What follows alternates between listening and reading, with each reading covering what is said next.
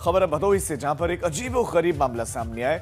यहां पर एक युवक महिला के भेष में एक घर में घुस गया। हालांकि थोड़ी देर बाद घर की महिलाओं को उस युवक पर शक हुआ। महिलाओं ने युवक को पकड़ लिया और इसके बाद पुलिस को युवक की सूचना दी गई। हालांकि पुलिस के पहुंचने से पहले ही वो मौके से फरार हो गए।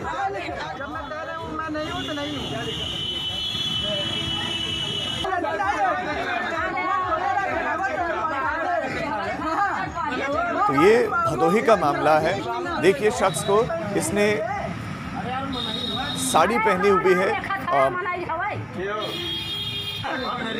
और एक घर में घुस गया जहां पर महिला ने इसे देख लिया। उसके बाद देखिए पुरुष भी आया, उन्होंने इसे पकड़कर इसको पीटा भी।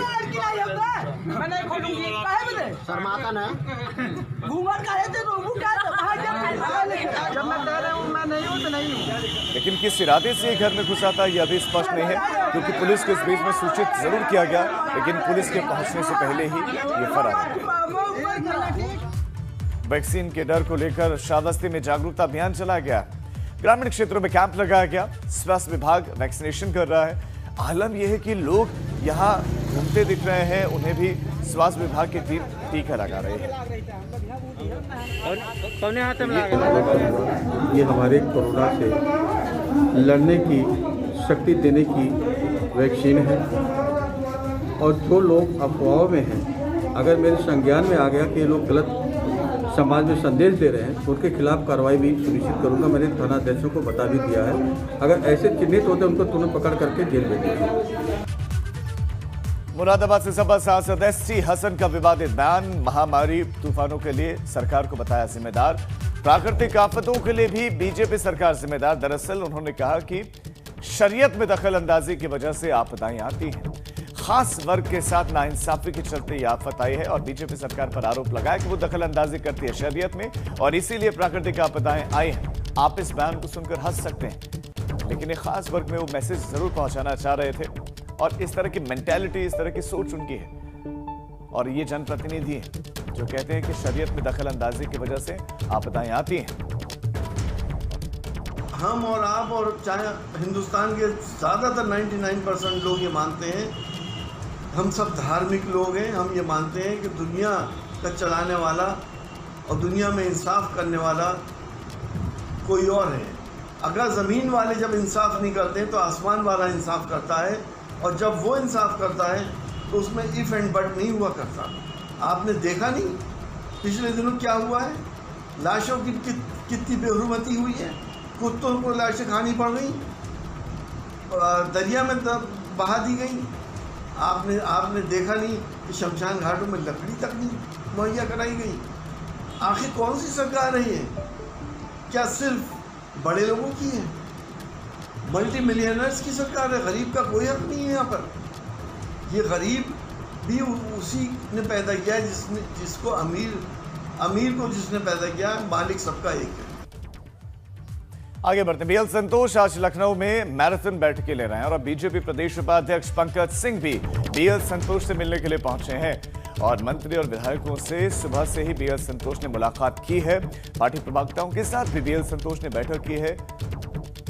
मंत्री और विधायकों के मिलने का सिलसिला, उनसे चर्चा का सिलसिला सुबह से जारी है। बीएल संतोष आज भी मिले और आपको बता दें कि बीएल संतोष का सिर्फ 2 दिवसीय दौरा था, लेकिन इसे बढ़ा दिया गया। सूत्रों के हवाले से बड़ी खबर यह भी है कि बीएल संतोष की अब जेपी नड्डा से मुलाकात भी है शाम को और जेपी नड्डा से मिल सकते हैं बीएल संतोष और उन्हें रिपोर्ट सौंप सकते हैं।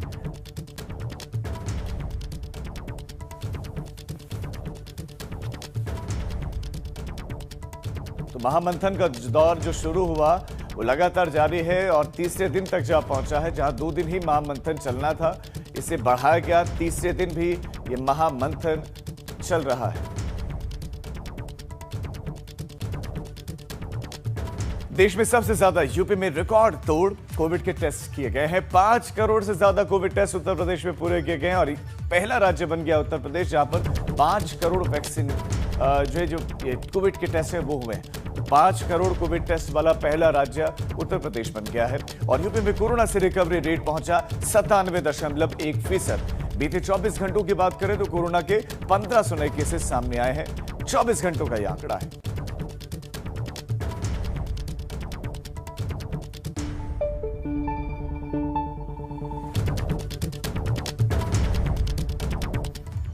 यूपी में 3 और जिलों को अनलॉक कर दिया गया है, जहां 600 से कम एक्टिव केसेस हैं और अब 64 जिले हो गए हैं जहां पर कोरोना कर्फ्यू हटा दिया गया है। नोएडा, गाजियाबाद समेत प्रदेश के अभी 11 जिले ऐसे हैं जहां पर कोरोना कर्फ्यू जारी है। बीते 24 घंटों की कोरोना के आंकड़ों की बात करें उत्तर प्रदेश के तो 1317 नए केस आए हैं और 179 लोगों की मौत हुई है। जो मौत का आंकड़ा है ये चिंताजनक है। आप रिकवरी रेट देखेंगे वो अच्छा हो गया है और जो संक्रमितों की संख्या वो कम हुई है, लेकिन मरने वालों का आंकड़ा 179, ये बहुत चिंता में डालने वाला है। और लखनऊ में एक बार फिर एक दिन में 28 संक्रमितों की मौत हुई। कोरोना की रफ्तार घटी है और काफी हद तक अब स्थितियां कंट्रोल, नियंत्रित दिख रहे हैं, लेकिन मौत का आंकड़ा चिंताजनक। कोरोना कंट्रोल के बाद आगे की तैयारी कर रही है अब सरकार। अयोध्या में विकास को लेकर मुख्यमंत्री की बैठक। अयोध्या के मास्टर प्लान को लेकर मुख्यमंत्री बैठक लेंगे। कई विभागों के अधिकारी भी, मंत्री भी शामिल होंगे इस बैठक में। शाम 6 बजे मुख्यमंत्री आवास पर मुख्यमंत्री बैठक लेंगे। इस बैठक में कुछ लोग मुख्यमंत्री आवास पर मौजूद रहेंगे, जबकि कुछ लोग वीडियो कॉन्फ्रेंसिंग के जरिए जुड़ेंगे।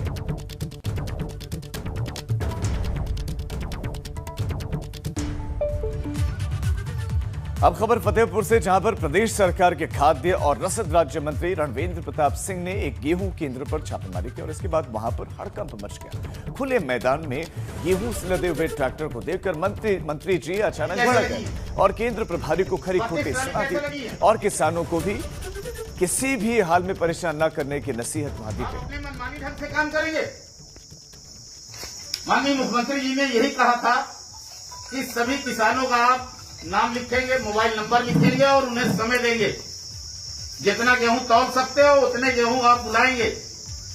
बेवजह किसान को 10 दिन, 8 दिन, 15 दिन खड़ा नहीं करेंगे। और ये तुम्हारा शासन है, जिसका मन होगा तौलोगे, जिसका मन होगा नहीं तौलोगे, खड़ी रहेगी।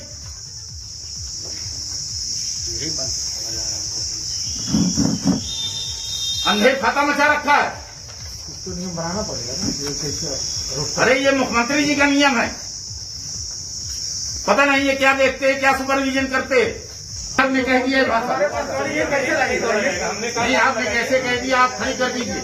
आपके पास इतना, आपने क्यों नहीं मना किया कि 3 दिन बाद आइए? कोई तो मानता नहीं है। कैसे नहीं मानता है? आपने किसी को समय नहीं दिया, आपने एक नियम नहीं बनाया, एक कानून नहीं बनाया। तो 350 350 छोड़ो यार, 350 से क्या लेना देना है? यहाँ आपने पूरा मैदान फटाफट बता रखा, 32 गाड़ियां खड़ी हैं, वहाँ खड़ा रहा है, उसकी बारिश में गेहूं भीग जाए। यूपी के नए डीजीपी के लिए तलाश शुरू हो गई। दरअसल वर्तमान डीजीपी हितेश चंद्र अवस्थी 30 जून को रिटायर हो रहे हैं। जैसे जैसे उनके रिटायरमेंट की तारीख नजदीक आ रही है, नए डीजीपी को लेकर तमाम नाम चर्चा में आ गए। हितेश चंद्र अवस्थी को सरकार की तरफ से सेवा विस्तार दिए जाने की संभावना भी नजर नहीं आ रही। जैसे किसी दूसरे आईपीएस के डीजीपी पद पर ताजपोशी की सुगबुगाहट शुरू हो गई है। फिलहाल राज्य सरकार की तरफ से यूपीएससी को डीजीपी के लिए चुने गए आईपीएस अधिकारियों की लिस्ट भेज दी गई है। अब यूपीएससी की कमेटी इस लिस्ट में शामिल सभी अधिकारियों के नामों पर मंथन करेगी। कमेटी में भारत सरकार के गृह सचिव भी शामिल होते हैं। कमेटी अधिकारियों की लिस्ट से 3 नाम फाइनल करके प्रदेश सरकार को भेजेगी, जिसमें से नए डीजीपी के लिए 1 अधिकारी का नाम चुन लिया जाएगा।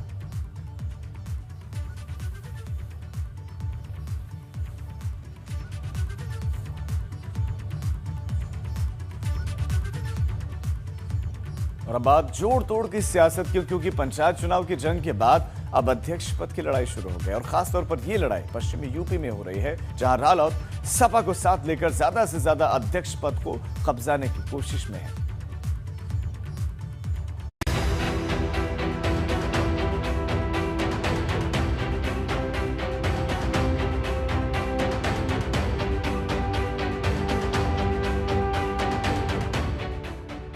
जीत के लिए जोड़ तोड़ करेगा। अध्यक्ष पद की रेस आपसी मेल ना कर दे खेल।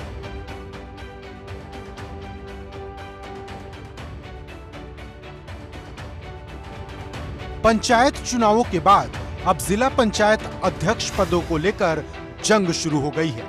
गाजियाबाद में एक दूसरे के सदस्यों की जोड़ तोड़ का खेल भी शुरू हो गया है। राष्ट्रीय लोकदल समाजवादी पार्टी के सहारे जिला पंचायत अध्यक्ष की कुर्सी हथियाने का सपना देख रही है। बना पाएंगे अगर सरकार ने अपनी हठमर्दी ना दिखाई और सरकार ने अपनी ताकत का मिसयूज नहीं करा तो हमारा अध्यक्ष होगा। मैं मात्र 2 वोटों की जरूरत है और निर्दलीय भी हमारे संपर्क में है। सरकार का नोटिफिकेशन जारी होते ही हम प्रयास करेंगे कि हमारा कैंडिडेट जीते। यह हाल गाजियाबाद का ही नहीं बल्कि पूरे पश्चिमी उत्तर प्रदेश का है, जहां लोकदल का प्रभाव है। लोकदल का मकसद केवल और केवल बीजेपी के बढ़ते कदम को आगे रोकने का है। लेकिन बीजेपी नेताओं को विश्वास है कि उनका उम्मीदवार दूसरे दलों के सदस्यों को तोड़कर बहुमत हासिल कर लेगा और गाजियाबाद जिला पंचायत अध्यक्ष की कुर्सी उनकी होगी। दरअसल विपक्ष में असमंजस की हालत को देखते हुए भारतीय जनता पार्टी बेहद आत्मविश्वास में है। विपक्ष के लोग सब बिखरे हुए हैं, कोई भी अभी तक कोई उम्मीदवार अपना खड़ा नहीं कर पाया है और निश्चित रूप से हमें पूरी उम्मीद है जिस प्रकार से चुनाव चल रहा है कि हम चुनाव जीतेंगे और जिला पंचायत अध्यक्ष हमारी पार्टी का ही बनेगा। वहीं आंकड़ों की बात करें तो जिला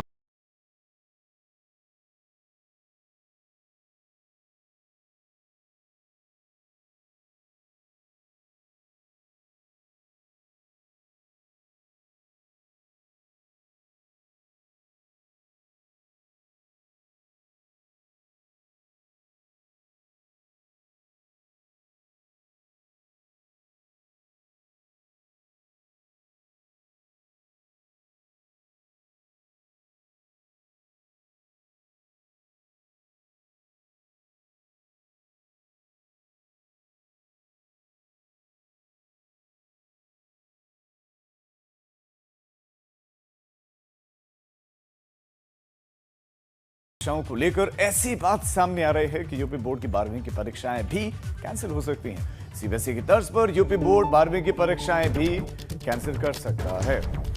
मुख्यमंत्री योगी के साथ बैठक के बाद इस पर फैसला लिया जाएगा और इस साल यूपी बोर्ड में 12वीं में 26,10,316 छात्र छात्राएं हैं। और आपको बता दें कि हाल ही में मुख्यमंत्री के साथ बैठक में 12वीं की परीक्षाएं जुलाई के दूसरे हफ्ते में करवाने पर सहमति बन गई थी। हालांकि यह भी तय हुआ था कि तभी हालात अनुकूल होने पर ही परीक्षाएं करवाई जाएंगी, लेकिन सीबीएसई की परीक्षाएं निरस्त होने के बाद यूपी बोर्ड की 12वीं की परीक्षाएं निरस्त होने की भी संभावना बन रही है। हालांकि सारी बातें बैठक के बाद ही साफ हो पाएंगी।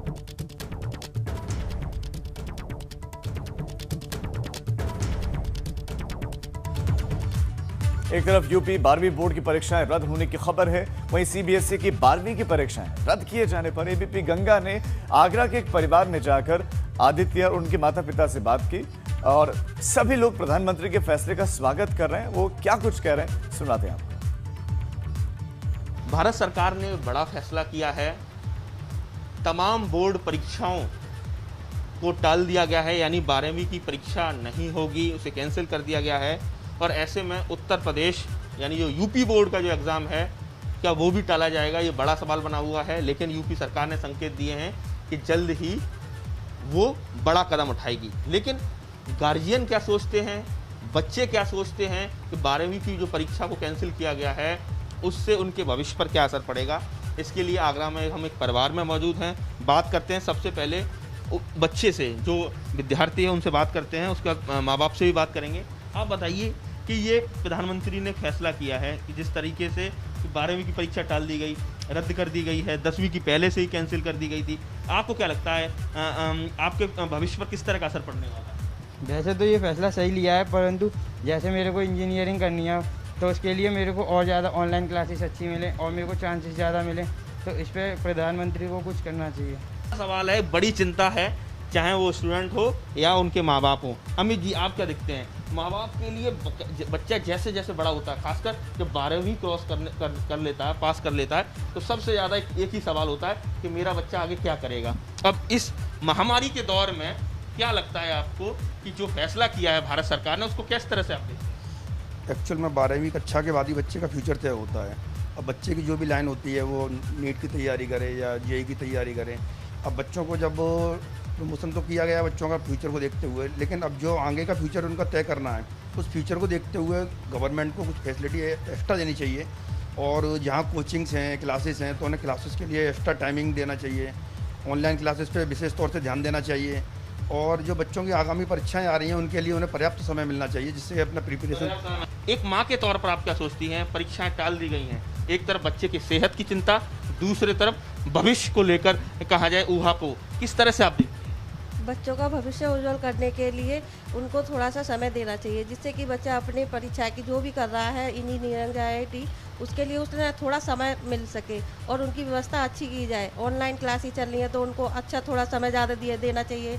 जब जो एग्ज़ाम होंगे वो उनके लिए प्रॉपर हो और उनके लिए समय मिलना चाहिए। आगरा से नितिन उपाध्याय, ABP। ये मोदी के 12वीं बोर्ड के एग्जाम रद्द करने के फैसले के बाद बच्चों में कानपुर में खुशी देखने को मिल रही है और अभिभावक और बच्चे कानपुर में क्या कह रहे हैं वो भी सुनिए। बोर्ड की 12वीं की परीक्षा को रद्द कर दिया गया है। खुद प्रधानमंत्री नरेंद्र मोदी ने यह फैसला किया है और उसके बाद ये बात आम होने लगी है कि तमाम राज्य अपने यहाँ की परीक्षाएं भी अब रद्द करें। हमारे साथ श्रुति हैं और उनका परिवार है, इनसे जानने की कोशिश करते हैं कि क्या चल रहा था जहन में और जब कल प्रधानमंत्री ने परीक्षा रद्द करने की बात कही तो उसके बाद अब वो क्या कहेंगी श्रुति हमसे आप। जी, परीक्षाएं रद्द करके उन्होंने सही किया, ये सही फैसला था क्योंकि यहाँ पे बच्चों की हेल्थ का सवाल था, उसमें कैंसिल करना ही सही था। कितना उधेड़ बुन में थी, लगातार ये चल रहा था कि एग्ज़ाम होंगे या नहीं होंगे, क्या दिमाग में चल रहा था? एक तरह से बच्चे बीच में फंसे हुए थे कि एग्ज़ाम होंगे या नहीं होंगे। एक डिसीजन आना बहुत ज़रूरी था, अगर होने भी थे तो एक डिसीजन आना ज़रूरी था कि हाँ 100% होंगे। तो अब कैंसिल हो गया तो एक चीज़ पता है कि हाँ अब हमें बोर्ड्स छोड़ के आगे के लिए पढ़ना है। आप बताइए कि प्रधानमंत्री के इस फैसले को आप किस तरीके से देखती हैं और दूसरा घर पर भी आपको बच्चे को सपोर्ट करना पड़ रहा था हर लेवल पर, तो किस तरीके से वो लम्हे रहे और वो क्षण बीते? मोदी जी का फैसला बिल्कुल सही है। बच्चों पे मेंटल प्रेशर बहुत ज़्यादा था लेकिन बस आगे की मार्किंग के लिए थोड़ी दिक्कत है, वो अभी उधेड़बुन है, शायद स्थितियाँ आगे चल के क्लियर हों। अच्छा मनु, अब जब क्लियर हो गया है कि एग्ज़ाम नहीं होने जा रहे हैं, रद्द कर दिए गए हैं, तो ऐसे में भविष्य के लेकर के जो चिंताएं हैं वो क्या कुछ क्लियर हुई हैं या बढ़ गई हैं आप लोगों में? अब बच्चे अपने फोकस को आगे इंजीनियरिंग या डॉक्टरी जिस लेवल में जाना है उनको पढ़ाई के लिए आगे, अब वो उनकी तैयारी में लग सकते हैं। उनके एक दिमाग से निश्चिंता हो गई कि अब हमें इंटर की पेपर नहीं होने हैं और काफ़ी कुछ इंजीनियरिंग या किसी में भी अगर फील्ड में जा रहे हैं तो ज़रूरी नहीं पूरा इंटर का ही कोर्स आएगा। तो अभी तक बच्चे पूरा फोकस 12वीं की परीक्षा के लिए कर रहे थे, जो अब अपने आगे फ्यूचर के लिए जिस भी फील्ड में जाना है उसकी तैयारी प्रॉपर करेंगे। तो ये राय है कुछ इस तरीके की, एग्ज़ाम्स को रद्द किया गया है और परिवार में ही भिन्न तरीके की राय हैं। माँ बाप की चिंता भी है और बच्चे भी सभी तरीके से तैयार हैं आगे आने वाले भविष्य में, और भविष्य को लेकर के उनकी प्लानिंग भी है और प्लानिंग के साथ वो अब आगे बढ़ जाना चाहते हैं। कानपुर से कैमरामैन पंकज निगम के साथ रतीश त्रिवेदी, ABP गंगा।